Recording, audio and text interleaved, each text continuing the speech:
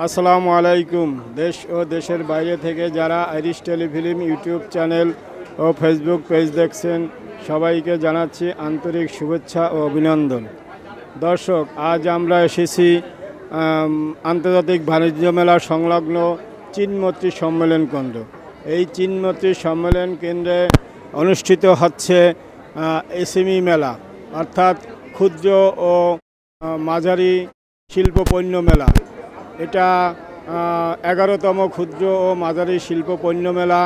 এটা শুরু হয়েছে 19শে মে থেকে শুরু হয়ে চলবে 25শে মে পর্যন্ত, 25শে মে সন্ধ্যা পর্যন্ত। এই মেলায় আমরা ঢাকা শহরে যারা বসবাস করি তারা আসলে মেলা থেকে কেনাকাটা করা পছন্দ করে। অনেক পরিবারেই মেলা থেকে কেনাকাটা করা পছন্দ করে। আজ ছুটির দিন হওয়ায় এখানে আসলে অনেক দর্শনার্থী এসেছে। আমরা আপনাদের দেখাবো ক্লাস্টার পণ্য প্রদর্শন ও বিক্রয়। ক্লাস্টার পণ্য প্রদর্শন ও বিক্রয় এটি মানিকগঞ্জে অবস্থিত।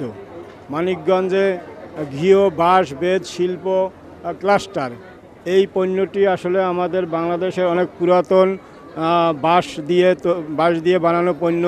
এই পণ্যটির দেশে এবং বিদেশে বিভিন্ন চাহিদা রয়েছে, প্রচুর চাহিদা রয়েছে। সেই চাহিদার মাথায় রেখে এইখানকার এসএমই ফাউন্ডেশনে এই পণ্য নিয়ে তারা এখানে এসেছে মেলায়। তাদের কর্মস্থলটি হইল মানিকগঞ্জ, অর্থাৎ ঢাকা আরিচা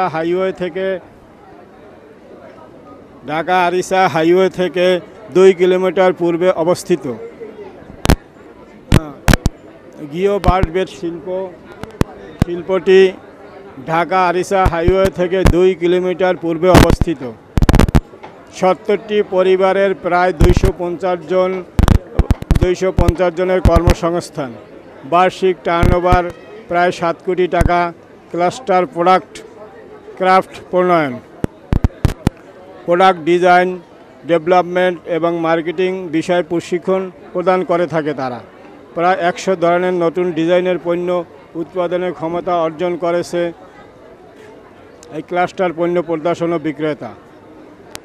এ পণ্য বাংলাদেশের দর্শকদের চাহিদা মিটিয়েও বিদেশের চাহিদা রয়েছে।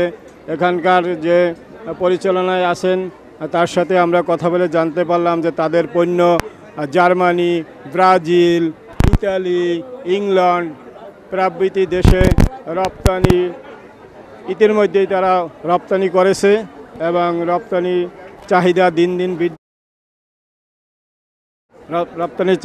দিন বৃদ্ধি পাচ্ছে। তাই দর্শকরা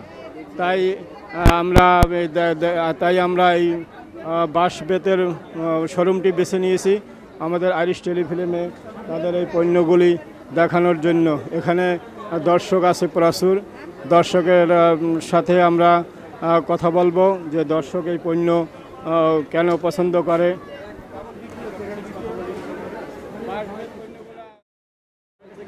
আমার কাছে খুবই ভালো লাগে। আমার বাসায় অনেক আছে, আমি ইউজ করি এগুলি সব।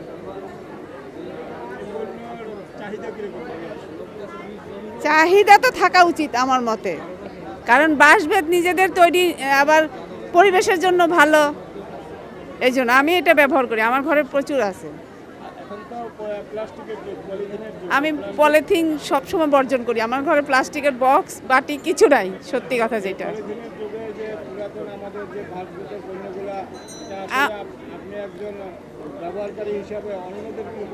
হ্যাঁ, আমি দিব তো। আমি আমার ছেলে মেয়েদেরকে বলি তো, ওই যে কাঠা, তারপরে চাল মাপার যে ছিল আগের, আমি ওদেরকে এখনো বলি যে কি মাপে ওরা বানাইতো। 1 কেজি চাল 1 কেজি হবে, মানে 1 সেরেরটা মানে 1 সেরই হবে, একটা চালও বেশি হবে না। আমি এইভাবে ওদেরকে বুঝাই যে জিনিসগুলি কি ছিল আগেকার, বুঝছেন, ঐতিহ্যবাহী কি ছিল জিনিস। হ্যাঁ, আপনার কাছে কেমন লাগতেছে? আমার কাছে তো ভালো লাগে। আমি সবসময় আমার বাসায় দেখে আসছি, আমার বাবা মা সবসময় ব্যবহার করতেন। তো সেই বাবা মার কাছ থেকে যেটা শিক্ষা পাইছি, আর আমাদের দেশের তৈরি জিনিস, আমাদের নিজের হাতে তৈরি জিনিস, তো সেগুলো সবসময় ব্যবহার করা সব দিক থেকেই ভালো। আসলে তো আমাদের পলিথিন পরিবেশ নষ্ট করছে, কিন্তু এটা তো পরিবেশ বান্ধব। হ্যাঁ। আপনি একজন আধুনিক যুগের দর্শক হিসাবে হ্যাঁ। আমাদের আমি দেশে সবাইকে- আমাদের দেশে যারা পলিথিন ব্যবহার করছে তাদের বিষয়ে একটু বলুন। আমি সবাইকে আহ্বান করব যাতে সবাই আমাদের দেশের তৈরি পরিবেশ বান্ধব জিনিস ব্যবহার করে, যেগুলো পরিবেশের জন্য খারাপ সেগুলো বর্জন করে। Thank you.